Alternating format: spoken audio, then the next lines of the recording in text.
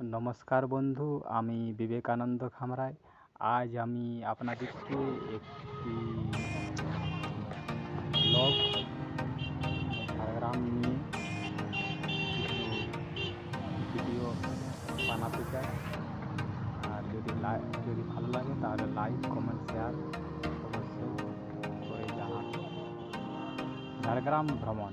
শহরের কোলাহল এবং কালো ধোঁয়ায় বন্ধকারী পরিবেশ থেকে দুদণ্ড মুক্তি পেতে যদি কয়েকদিন সবুজ অরণ্যের সান্নিধ্যে কাটিয়ে আসতে চান, তবে ঝাড়গ্রাম তার জন্য উপযুক্ত স্থল হতে পারে। বহু পুরাতন এবং সৌন্দর্যে ভরপুর এই ঝাড়গ্রামে যেমন রয়েছে রাজকীয় প্রাসাদ, প্রাচীন দেবালয়, তেমনি শাল, সেগুন, মহুয়ার জঙ্গলে বিচিত্র ফুল ও পাখির সমাহার এক নিমেষে আনন্দে ভরে দেয়। ঝাড়গ্রাম কোথায়? কলকাতা থেকে আনুমানিক 178 কিলোমিটার। ঝাড়গ্রাম পশ্চিম মেদিনীপুরের পশ্চিম অংশে অবস্থিত, যার উত্তরে বেলপাহাড়ি, দক্ষিণে সুবর্ণরেখা নদী এবং ছোটোখাটো কয়েকটি পাহাড়। মেদিনীপুর থেকে ঝাড়গ্রামের দূরত্ব প্রায় 39 কিলোমিটার। আর আপনারা যে দেখছেন, এটি ঝাড়গ্রামের সবজি মন্দির।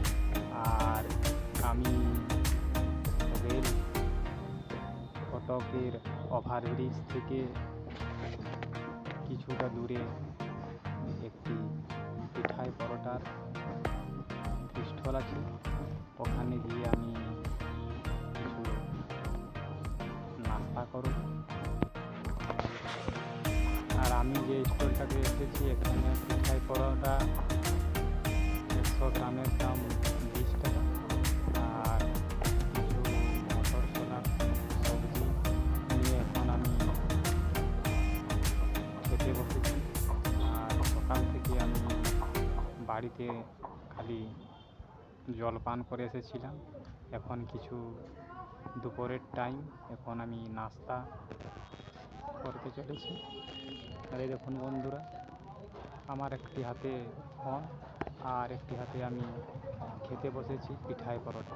ঝাড়গ্রামের বিখ্যাত সুস্বাদ পিঠাই পরোটা। এখানে যদি ভ্রমণ করতে আসো, তাহলে রেল ফটকের ব্রিজের নিচে অবশ্যই একটি স্টলের কাছে পিঠাই পরোটা খেতে আসবে। এখানে খুব টেস্টি পিঠাই পরোটা বানানো হয় এবং 1 কেজির দাম 200 টাকা।